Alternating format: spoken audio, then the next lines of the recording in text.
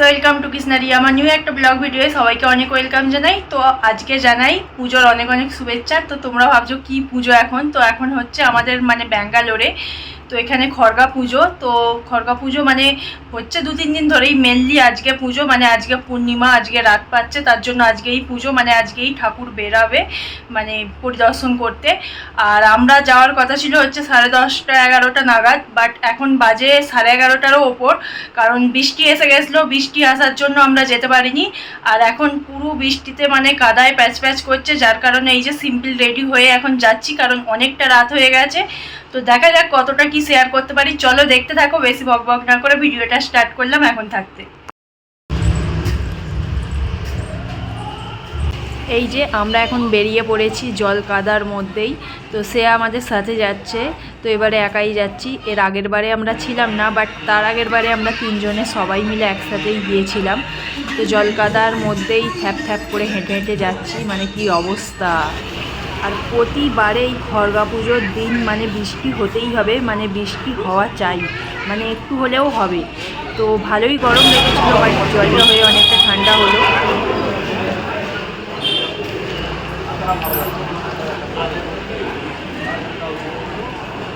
তো এখন রাত 12টা বাজে, দেখো খালি রাস্তায় লোক, আর এরকম চারিদিকে হ্যালোজেন দিয়েছে মানে ঠাকুর আসবে বলে।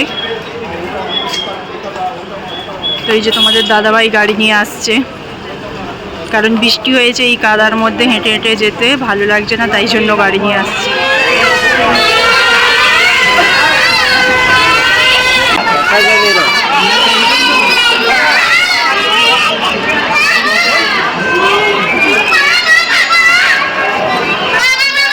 মাথাটাই চিটচিট করছে।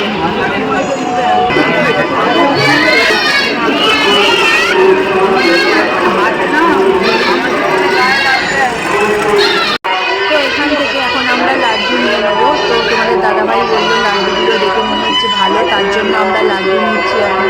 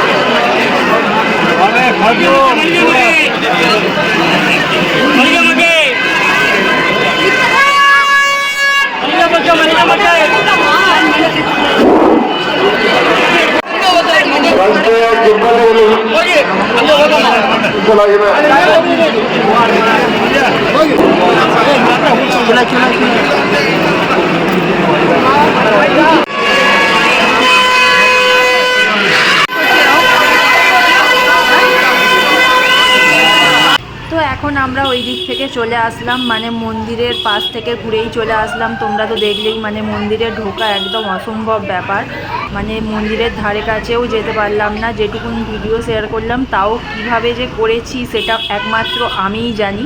তো এটা হচ্ছে আমাদের নিচের ঠাকুর, এই যে মানে লাইটগুলো দিয়েছে। তো চলো এখন চারিদিকটা একটু ঘুরে দেখি কেমন, মানে কোথায় কি ঠাকুর এসেছে। তার জন্যই তোমাদের দাদাভাই গাড়িটা নিয়ে এসেছিলো, যাতে চারিদিকটা ঘুরে একটু দেখা যায়।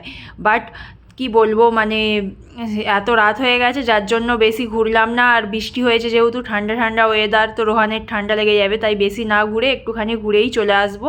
আর এটা হচ্ছে আমাদের নিচের ঠাকুর, এটা আমি পরে দেখাচ্ছি আসার সময়, মানে এসে বাড়ির কাছে এসে একবারে দেখাবো। তো এখানে দেখো সব জায়গায় খাওয়া দাওয়ার ব্যবস্থা আছে, মানে আজকে সারা দিন সারা রাত সব জায়গায় খাওয়া দাওয়ার ব্যবস্থা আছে। যেহেতু এটা মানে এখানকার ফেস্টিভ্যাল, মানে আমাদের যেমন দুর্গা পুজো, এখানকার এটা সব থেকে বড় পুজো এদের। তো তার জন্য এরা সারা রাত জেগে মানে সব জায়গায় ঘোরে, এমনকি খড়গা দেখার জন্য অন্য অন্য স্টেট থেকেও লোক আসে, তার জন্য সব জায়গায় খাওয়া দাওয়ার ব্যবস্থা থাকে। তো কি বড় বড় গামলা করে রাইস ধোসা, মানে যে যেমন পারে খাওয়ায়। এই দেখো কি বড় বড় গামলা, মানে এই বড় বড় জায়গাগুলোয় রান্না করা হয়, সারা রাত ধরে খাবার বিতরণ চলে। আর তারপর হচ্ছে আমরা এখান থেকে ব্যাগ কাটিয়ে নিয়ে গিয়ে একদম সোজা বাড়ি যাব। আর বাড়ি গিয়ে তোমাদেরকে আমাদের নিচের ঠাকুরটা অবশ্যই দেখাবো। আর এখানে প্রতিটা গলিতে, মানে যেমন গণেশ ঠাকুর আছে, প্রতিটা গলিতে হচ্ছে একটা করে শ্রীকৃষ্ণের মূর্তি বসানো হয়েছে, বা কোথাও এরম ফুল দিয়ে রঙ্গোলি সাজানো হয়েছে, কোথাও হয়তো মানে যার যেরকম যে মন্দিরে ঠাকুর আছে বা শ্রীকৃষ্ণের মূর্তি দিয়ে পুজো করা হয়েছে। কারণ প্রতিটা গলিতেই খড়গা আসবে। আর এই দেখো রোহান খেলা করছে, আর এই যে আমাদের নিচে ঠাকুর এসেছে, এই সামান্যটুকু ফাঁক রেখেছে আমাদের যাওয়ার জন্য। তো চলো দেখে নাও আমাদের নিচের ঠাকুরটা। যেমন সব জায়গায় খাওয়ানো হচ্ছে, আমাদের এখানেও কিন্তু কাল থেকেই খাওয়ানো হচ্ছে। আর আমাদের এখানে আজকে খাওয়ানো হচ্ছে রাইস আর মশলা ধোসা। অন্য দিনে কিন্তু এই মশলা ধোসা বা রাইস ভালো লাগে না, বাট কেন জানি না এটা ঠাকুরের প্রসাদ বলেই এত ভালো লেগেছে যে কি বলবো, মানে খেয়ে মন প্রাণ ভরে গেছে। তো এখন বাজে হচ্ছে 1:19। তো এখন 1:15 হয়ে পেরিয়ে গেছে। তো এই সবে মাত্র আসলাম আমরা ঘুরে।